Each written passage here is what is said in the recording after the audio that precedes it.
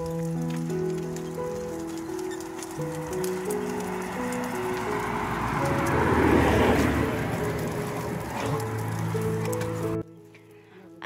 আলাইকুম। কেমন আছেন সবাই? আজকে বৃষ্টি বৃষ্টি দিনে এবং বেশ সকাল, সকাল বলতে সকাল ৯টা। এমন একটা ওয়েদারের মধ্যে মেঘলা মেঘলা আকাশ, বৃষ্টি আর দেখাই যাচ্ছে রাস্তায় রাস্তায় চেরি ফুলের যে পাপড়িগুলো আছে না সেগুলো ঝরে পড়ে আছে। স্বামী সন্তান আমি শহর রেডি হয়ে রওনা দিচ্ছি এখন স্টকহোমে।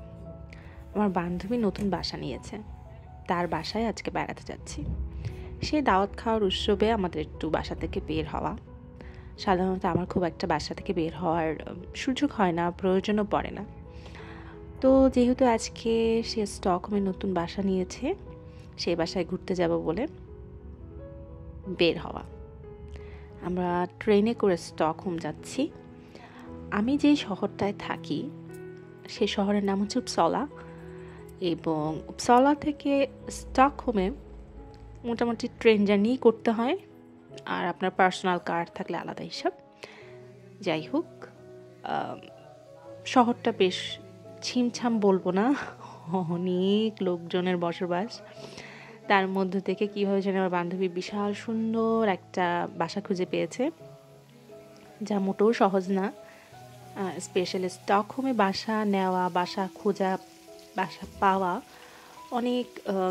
অনেকটা লাকের ব্যাপার।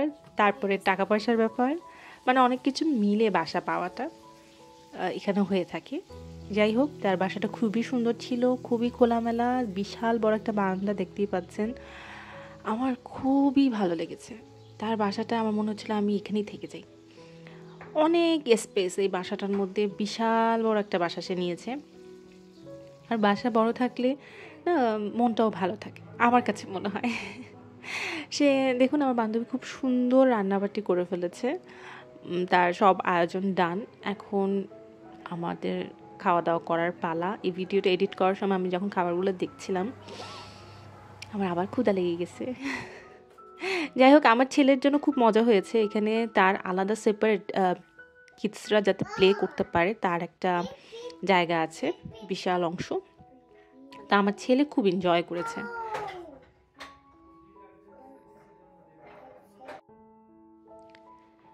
বাসায় আসার পর মনে হলো যে যে একটা পার্সেল আমাদের এসেছে বাংলাদেশ থেকে, উপহার পরিবার পরিজন পাঠিয়েছে, আর সেটা একটু দেখা যাক। যেহেতু আমরা বাসায় আসতে আসতে বেশ রাত হয়ে গিয়েছিল, তো মনে হলো যে একটু পার্সেলটা ওপেন করি, আস্তে ধীরে দেখি। কিন্তু আমার এই দুষ্ট ছেলেটার জন্য আমি পার্সেলটা আসলে পুরোপুরি এই মুহূর্তে খুলতে পারিনি। মোটামুটি একটু ওপেন করে আমরা আন্দাজ করে নিয়েছি যে এটার ভিতরে কি হতে পারে না হতে পারে, কি আছে কি না আছে। তারপর আর আমি পার্সেলটা পুরোটা ওপেন করিনি।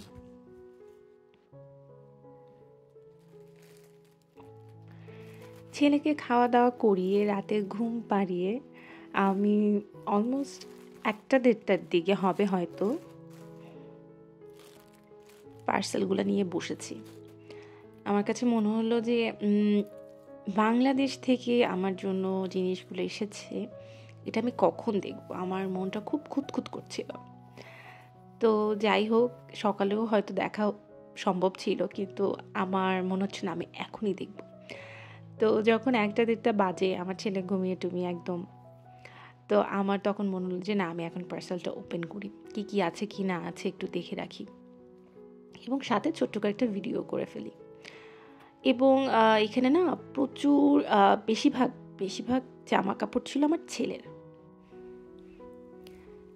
ছেলের হবার কারণও আছে। তার নানু বাসা থেকে তাকে উপহার দেওয়া হয়েছে, তার দাদা বাড়ি থেকে তাকে উপহার দেওয়া হয়েছে। তো বক্সটা দেখতেই পেরেছেন কত ছোট ছিল বক্সটা, বাট আলহামদুলিল্লাহ এই ছোট্ট একটা বক্সে অনেক কিছু এতে গেছে। কীভাবে ওনারা প্যাকেজিং করছে আমি জানি না, বাট প্যাকেজিং ভালো ছিল, খুবই ভালো ছিল। কারণ আমার বোন এখানে ময় মশলাও দিয়েছিল, তারপর এই যে বাবুর জন্য কিউট একটা ছোট্ট ব্যাগ দিয়েছে আমার খালা, তারপর অনেক শাড়ি, অনেক রকম জিনিসপাতি পাঠিয়েছিল। তো যাই হোক, সেগুলো আমি গোছগাছ করে ভাঁজ করে রেখে দিয়েছি এবং আমার খুব ভালো লেগেছে। আমি অনেক দিন ধরে ওয়েট করছিলাম যে বাংলাদেশ থেকে আমার পার্সেলটা কবে আসবে। মজার কথা হচ্ছে যে আমার সকালে এই খুশিতে, এই আনন্দে যে বাংলাদেশ থেকে আমার জন্য শাড়ি পাঠানো হয়েছে, আমার হাজব্যান্ডের জন্য পাঞ্জাবি, মানে আমাদের যেগুলো প্রয়োজনীয় জিনিস ছিল সেগুলো এসেছে। স্পেশালি হচ্ছে বাংলাদেশের মশলা এসেছে। আমি তো আসলে রাঁধুনির গুঁড়ামরিচটা যেটা আছে না, সেটা খেয়ে অভ্যস্ত। তারপর রাঁধুনি বিরিয়ানি মশলা, তারপর হালিম মিক্স। আমি মানে রাঁধুনি ব্র্যান্ডের জিনিসগুলো খেয়ে অভ্যস্ত, তাই আমার কাছে মনে হচ্ছিল যে যেটা যেরকমই স্বাদ হোক না কেন, আমি যে রাঁধুনি বিরিয়ানি মশলা বা রাঁধুনি হালিম মিক্স এটা কবে পাবো, কারণ সামনে তো কুরবানি ঈদ, তখন আবার একটু রান্নাবাটি করব। তো যাই হোক, বাংলাদেশ থেকে প্রায় বলতে গেলে 25-26 দিন হবে, 25-26 দিন আগে পার্সেলটি পাঠানো হয়েছিল। তো সুইডেনে আসতে আসতে পার্সেলটি মোটামুটি 25-26 দিন সময় নিয়েছে।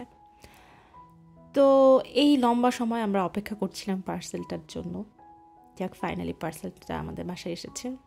সেই খুশিতে আজকে আমি ভাবলাম যে একটু কেক বানাই, এবং এটা হচ্ছে মার্বেল কেক, অনেকে জেব্রা কেকও বলে থাকে। আমি না আগে কখনো এই কেকটা বানাইনি, তাই আমার আসলে আইডিয়া নেই এই কেকটা কীভাবে বানায়। আমি 2-1 ইউটিউব ভিডিও দেখলাম, দেখে আমি মোটামুটি আন্দাজ করে তারপর কেকটা বানাতে বসেছি আর কি। কেকটা খুব একটা খারাপ হয়নি, তবে আমি বলবো না যে একদম টপ হয়েছে। মানে আমি ইতিপূর্বে যত কেক বানিয়েছি, যত রকম কেক বানিয়েছি, সেগুলো বেশ ভালো লেগেছিল। এই কেকটা আমার কাছে অত ভালো লাগেনি। হয়তো আমি মানে ভালো বানাতে পারিনি, তাই আমার কাছে ভালো লাগেনি। যারা হয়তো ভালো বানাতে জানে বা কেক বানাতে বানাতে এক্সপার্ট, তারা হয়তো ভালো বানায়, তাদের হাতে খেলে হয়তো বুঝতে পারবো। কিন্তু পার্সোনালি আমার এই কেকটা বানানো একদমই বেশি একটা ভালো হয়নি। যাই হোক, কেক বলতেই আমরা অন্ধ। আমি এবং আমার হাজব্যান্ড, আমরা দুজনেই কেক পছন্দ করি, এবং আমরা দুজনেই আসলে মিষ্টি পছন্দ করি। এখন সেটা কেক ফর্মেও হইতে পারে, আবার পায়েস, শ্যামাই, ফল, কুকিজ, মানে যে কোনো রূপেই মিষ্টিটা আমরা খুব পছন্দ করি। এটাই হচ্ছে কথা।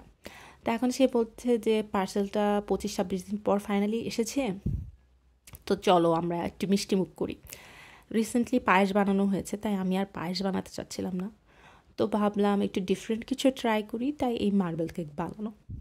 এবং কেকটা খেতে ভালো হয়েছে, খেতে খুব খারাপ হয়েছে তা না, তবে ভিতরের যে লেয়ারিংটা, মানে যে শেপটা আসার কথা, মানে শেপটার জন্যই তো মার্বেল কেকটা বানানো, মূলত ডিজাইনটার জন্য আর কি, সেইটা না আমার ভালো আসেনি।